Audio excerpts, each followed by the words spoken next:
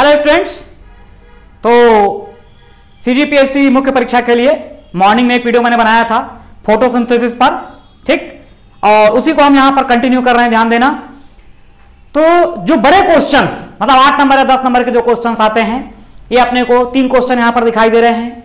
एक आपका what is light reaction, प्रकाश अभिक्रिया क्या होती है, व्हाट इज फोटोफॉस्फोरिलेशन, प्रकाश फास्फेटीकरण की क्रिया क्या है, describe the cyclic and non cyclic photophosphorylation, cyclic तथा नॉन साइक्लिक फोटोफॉस्फोरिलेशन को एक्सप्लेन कीजिए।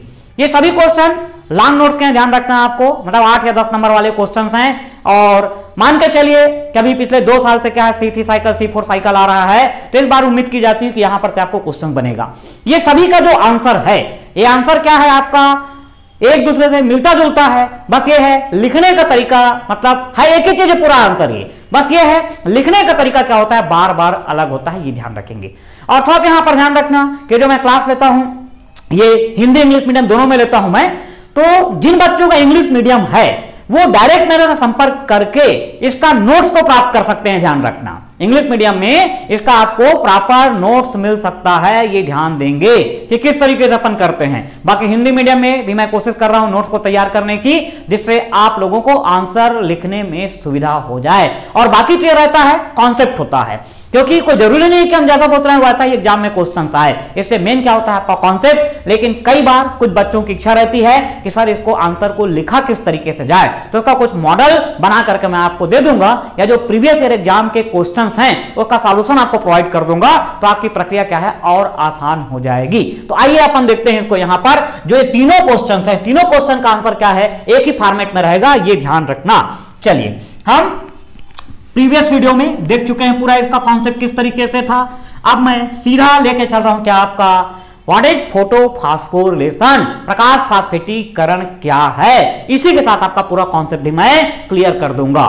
तो ये फोटोफॉस्फोरिलेशन का मीनिंग मैंने बताया, ये आपके पास क्या लिखा हुआ है, देखिए वर्ड्स को ध्यान देना, ये लिखा हुआ है फोटो और ये क्या लिखा हुआ है आपका फास्फोरिलेशन, ये हो गया फास्फोरिलेशन। देखिए फास्फोरिलेशन का मीनिंग क्या है, यहां पर सिंथेसिस ऑफ एटीपी मॉलिक्यूल, मतलब एटीपी अणुओं के निर्माण की क्रिया को हम क्या बोलते हैं, फास्फोरिलेशन बोलते हैं। अब ये जुड़ा हुआ है, लाइट आपका जुड़ा हुआ है, मतलब फोटोफॉस्फोरिलेशन का एग्जैक्ट मीनिंग क्या हुआ, synthesis of ATP molecule in presence of sunlight, प्रकाश की उपस्थिति में एटीपी अणुओं के संश्लेषण की क्रिया को प्रकाश फास्फेटीकरण कहा जाता है। यह क्रिया 2 चरणों में संपन्न होती है, इट कंप्लीट्स इन 2 स्टेप। यह क्रिया 2 चरणों में संपन्न होती है, यह आप लोग जानते होंगे। एटीपी क्या है आपका, एडिनोसिन ट्राइफॉस्फेट, ये क्या है आपका एडिनोसिन ट्राइफॉस्फेट, तो ये आपको ध्यान रखना है। अब जो फोटोफॉस्फोरिलेशन है, फोटोफॉस्फोरिलेशन 2 टाइप्स हम बोल रहे हैं, तो इसमें अपन लेते हैं क्या आपका फर्स्ट साइक्लिक फोटोफॉस्फोरिलेशन और दूसरा क्या होता है आपका नॉन साइक्लिक फोटोफॉस्फोरिलेशन। ये अपने आप में 4 नंबर का एक क्वेश्चन आ चुका है, right short notes on cyclic photophosphorylation. तो आइए अपन पहले देखते हैं यहां पर साइक्लिक फोटोफॉस्फोरिलेशन। नंबर 1 पे हम क्या देख रहे हैं यहां पर आपका साइक्लिक फोटोफॉस्फोरिलेशन। ये लीजिए, ये आपका एग्जाम में क्वेश्चन दिया कि साइक्लिक फोटोफॉस्फोरिलेशन, साइक्लिक फोटोफॉस्फोरिलेशन क्या है। अब देखिए समझना, ये आपका प्रश्न 2 नंबर का भी आ सकता है, साइक्लिक फोटोफॉस्फोरिलेशन क्या है। तो हमको क्या बताना है, यह प्रकाश संश्लेषण की प्रकाश अभिक्रिया का प्रमुख चरण है। इस क्रिया में वर्णक तंत्र 1 की भूमिका होती है। इसके अंतर्गत या इस संपूर्ण प्रक्रिया में 12 एटीपी अणुओं का संश्लेषण होता है। ध्यान देना, यदि अपने को 2 नंबर का क्वेश्चन है, मतलब 3 लाइन में अपने को लिखना है साइक्लिक फोटोफॉस्फोरिलेशन, तो हम क्या बताएंगे, पहला पॉइंट, यह प्रकाश संश्लेषण की प्रकाश अभिक्रिया का भाग है। यह क्रिया वर्णक तंत्र 1 की उपस्थिति में संपन्न होती है। इस संपूर्ण क्रिया में 12 एटीपी अणुओं का संश्लेषण होता है। खत्म हमारा आंसर। ऐसा मतलब cyclic photophosphorylation is the part of light reaction of photosynthesis.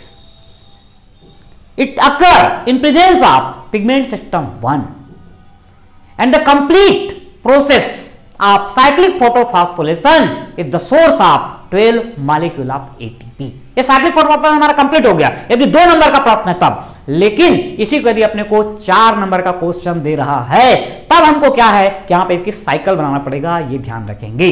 सब चीज क्लियर है। वर्णक तंत्र एक क्या है, प्रीवियस वीडियो में हमने देखा वर्णक तंत्र एक क्या है आपका, chlorophyll A, chlorophyll B, pigment 700 और आपका कैरोटीनॉइड। तो ये सबको मिला करके बनता है आपका पिगमेंट सिस्टम 1। तो अब हम यहां पे समझ रहे हैं साइक्लिक फोटोफॉस्फोरिलेशन क्या है। 4 नंबर का क्वेश्चन है, ध्यान रखेंगे। ये लीजिए पूरा कॉन्सेप्ट को ध्यान रखना। हमने पिछली क्लास में क्या देखा, क्लोरोप्लास्ट। क्लोरोप्लास्ट के अंदर में क्या मिला अपने को, ग्रेना। क्लोरोप्लास्ट के अंदर में क्या मिला, ग्रेना। ग्रेना के अंदर में पाया जाता है क्वांटासोम। क्वांटासोम के अंदर में पाया जाता है क्लोरोफिल। ये आपको ध्यान रखना है, ठीक है।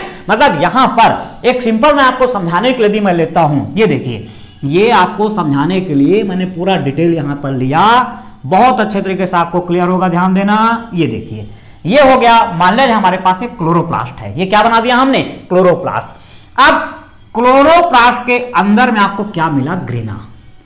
क्लोरोप्लास्ट के अंदर में क्या मिलेगा आपको ध्यान रखना है, ये पाया जाएगा ग्रेना। इसकी जरूरत नहीं है, लेकिन पूरा कॉन्सेप्ट आपका मैं क्लियर कर दूं जिससे आपको कहीं पर कोई प्रॉब्लम ना आए। तो क्लोरोप्लास्ट के अंदर क्या होता है, ग्रेना। और ग्रेना के अंदर में पाया जाता है क्वांटासोम।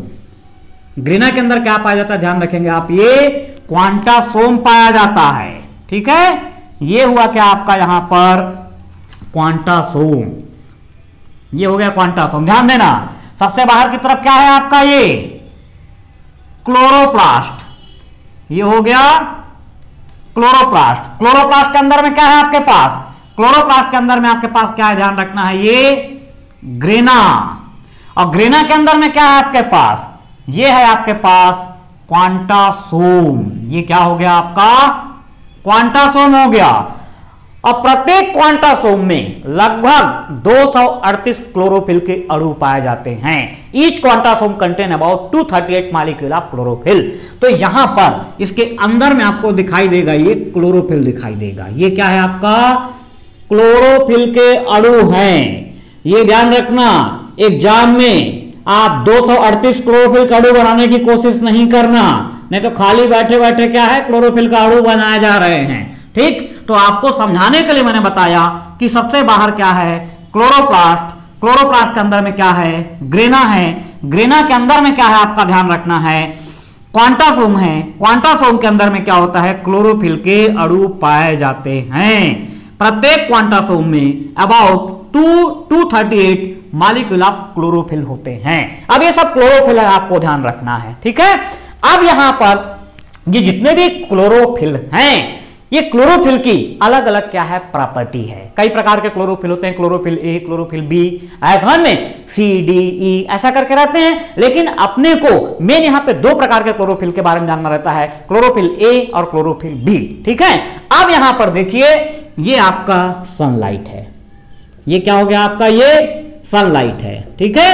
सनलाइट आ रही है, किस फॉर्म में आ रही है, तो आपको ध्यान रखना है, फोटॉन के फॉर्म में आ रही है।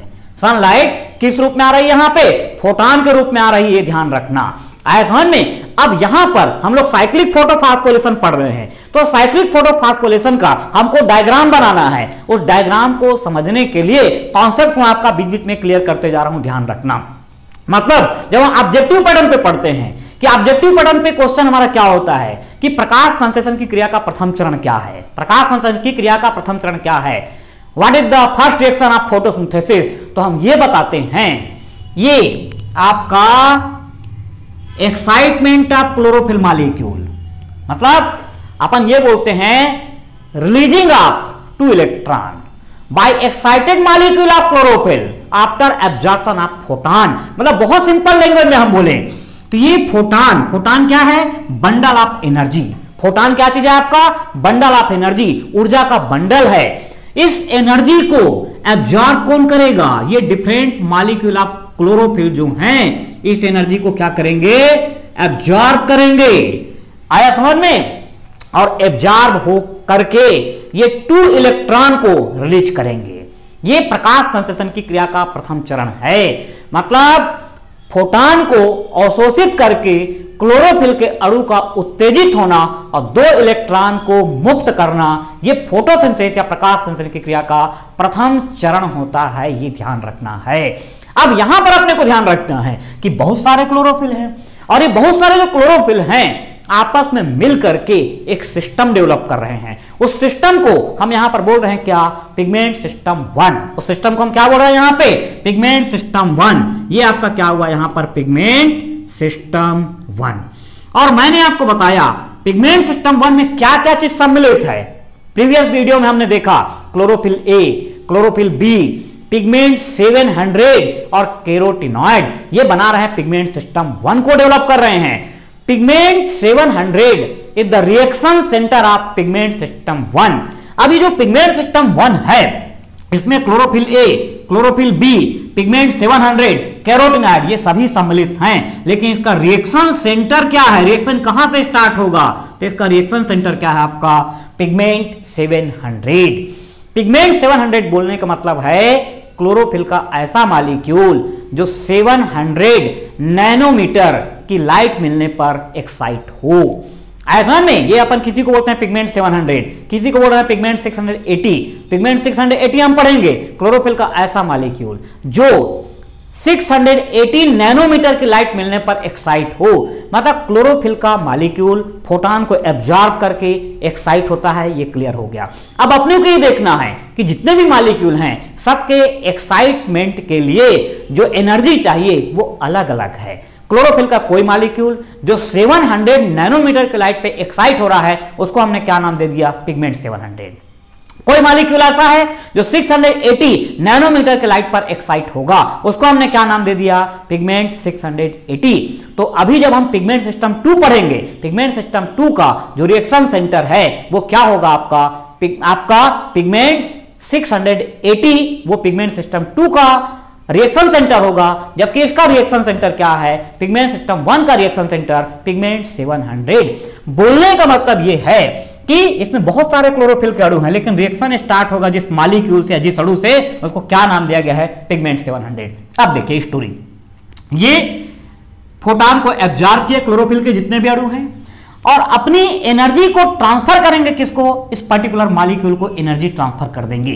जितने भी क्लोरोफिल के अणु हैं ये फोटॉन को अवशोषित किए और अपनी एनर्जी को एक पर्टिकुलर मॉलिक्यूल में ट्रांसफर कर देंगे। तो जब इसके पास सफिशिएंट नैनोमीटर की लाइट हो जाएगी तो ये क्लोरोफिल का अणु है, ध्यान रखना, ये भी क्या है? Molecule of chlorophyll. ये एक्साइट होगा और एक्साइट होकर के ये क्या करेगा? 2 इलेक्ट्रॉन को रिलीज करेगा। क्या करेगा आपका? ये 2 इलेक्ट्रॉन को रिलीज करेगा। तो अभी कुछ देर पहले मैंने बताया था कि प्रकाश संश्लेषण की क्रिया का प्रथम चरण क्या है? यही है प्रकाश संश्लेषण की क्रिया का प्रथम चरण। फोटॉन को अवशोषित करके क्लोरोफिल के अणु का उत्तेजित होना और 2 इलेक्ट्रॉन को मुक्त करना, ये फोटोसिंथेसिस आपका स्टार्ट हो गया। ये ध्यान रखेंगे। अब देखिए ये जो इलेक्ट्रॉन है, ये इलेक्ट्रॉन यहां से आगे बढ़ेगा, यहां पर इलेक्ट्रॉन ट्रांसपोर्ट सिस्टम चलेगा। यहां पे क्या चलेगा? Electron transport system. मतलब इलेक्ट्रॉन एक मॉलिक्यूल से दूसरे मॉलिक्यूल में ट्रांसफर होगा, मतलब जहां से इलेक्ट्रॉन निकलेगा वो मॉलिक्यूल ऑक्सीडाइज होगा और जो उसको रिसीव करेगा वो क्या होगा? रिड्यूस होगा। भाई ये सिंपल सा कॉन्सेप्ट है कि जो इलेक्ट्रॉन को रिलीज कर रहा है वो ऑक्सीकृत हो गया और जो उसको रिसीव करेगा वो क्या हो गया? अपचयित हो गया। तो यहां पर भी आपका ऑक्सीकरण अपचयन मींस ऑक्सीडेशन रिडक्शन की प्रोसेस कंटिन्यूटी में चलती रहेगी। अब यहां से देखिए ये इलेक्ट्रॉन निकला, इसको सबसे पहले यहां पर रिसीव किया FeS। FeS का मतलब क्या है? ध्यान रखना है यहां पे आयरन सल्फर प्रोटीन। इस FeS का मतलब क्या है? ध्यान रखना है आपको यहां पर आयरन सल्फर प्रोटीन। अभी सबका फुल फॉर्म अलग से आपको लिख दूंगा। अब यहां पर ध्यान देना, इलेक्ट्रॉन को सबसे पहले किसने रिसीव किया? तो किसने रिसीव किया? आयरन सल्फर प्रोटीन, FeS ने उसको रिसीव किया। अब यहां से इलेक्ट्रॉन फिर आगे बढ़ेगा, ये आगे बढ़ा इलेक्ट्रॉन। अब इस इलेक्ट्रॉन को रिसीव करेगा एक मॉलिक्यूल है, उसका नाम क्या है? उसको FD लिखते हैं। FD का मतलब क्या है? फेरिडॉक्सिन।